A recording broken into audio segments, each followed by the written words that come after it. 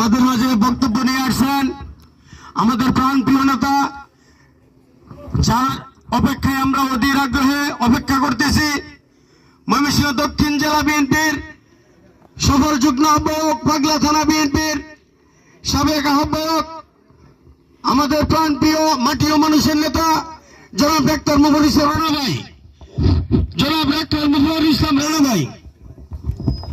বিসমিল্লাহির রহমানির রহিম। প্রিয় নিগারিবাসী, প্রিয় কথাটা বললাম, আমরা দীর্ঘদিন যাবৎ এই হাসিনা ফেসিস্ট সরকারের বিরুদ্ধে আন্দোলন করেছি। এই নিউগাড়ির মানুষ, নিউগাড়ির নেতা কর্মীরা আমাদেরকে অনেক কষ্ট করে, এই যে এখানে আবু বকর, শামসুদ্দিন ভাই, মুজাম্মেল সহ, এখানে বিশেষ করে আমি নিউগাড়ির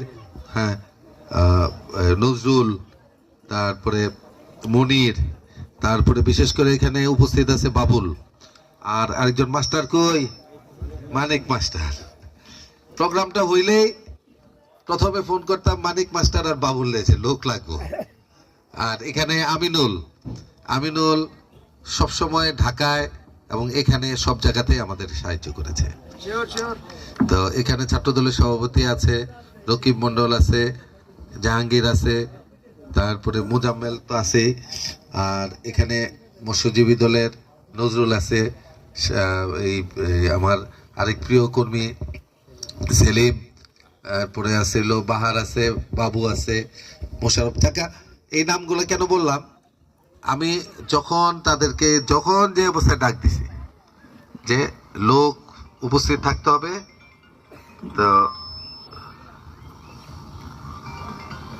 তো আমি কোনো সময়ই বিফল হইতাম না।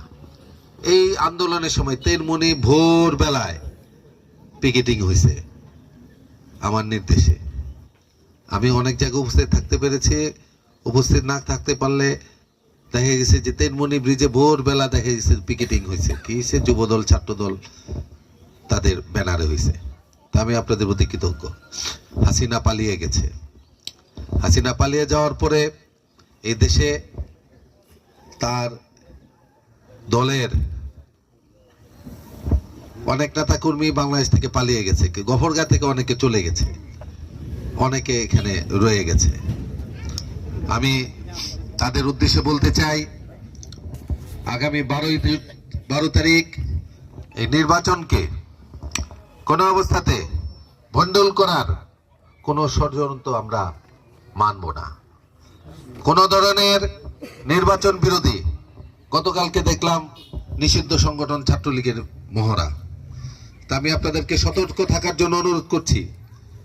আগামী 12 ফেব্রুয়ারি এই দেশে সবাই অবাধ, মুক্ত এবং স্বাধীনভাবে, আপনাদেরকে আমরা একটা জিনিস, এই 17 বছর পরে আমাদের অর্জন একটি সুষ্ঠু নির্বাচন, যে সুষ্ঠু নির্বাচনে আপনি আপনার ভোটাধিকার নিজের ইচ্ছা মতো প্রয়োগ করতে পারবেন।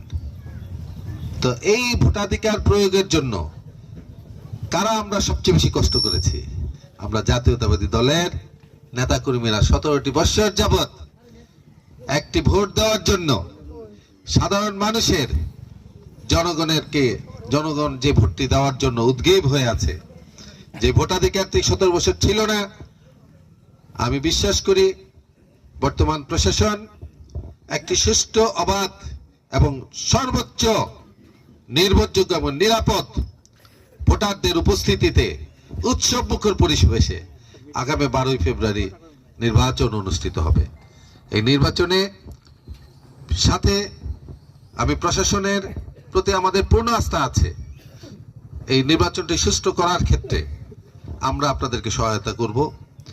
আমরা তো জাতীয়তাবাদী দল করি, আমাদের তো অধিকার আছে। আপনাদের একটি ভোটাধিকার প্রয়োগ মানে আমাদের ধানের শীষের জন্য আমরা দাবি করছি, আগামীতে দেশে একটি ভোট ধানের শীষে দেওয়া মানে দেশের উন্নয়নকে ত্বরান্বিত করা।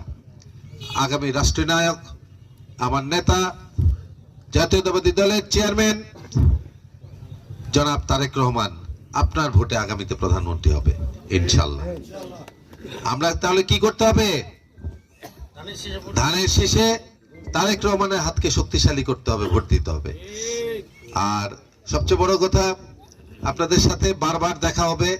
আমি আসার সময় যে রাস্তাটা দেখে আসলাম, আমরা বিশ্বাস করি দল ক্ষমতায় আসলে অবহেলিত এই অঞ্চলের রাস্তাঘাটগুলো ইনশাল্লাহ ঠিক হবে, পর্যায়ক্রমে ঠিক হবে।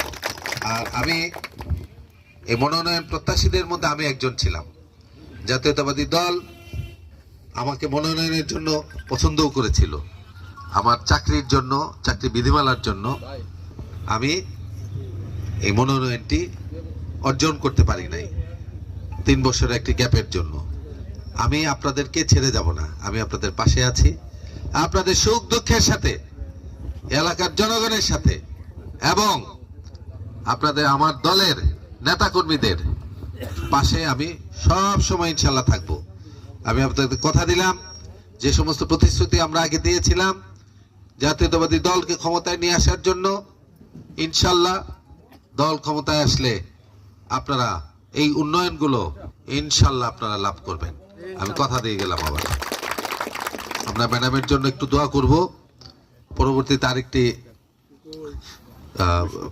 মহিষপাতান যাব, কে দোয়া করবে? কে? আপনাদের সাথে বারবার দেখা হবে। খোদা হাফেজ। বাংলাদেশ জিন্দাবাদ, বাংলাদেশ জাতীয়তাবাদী দল জিন্দাবাদ। আসসালামু আলাইকুম।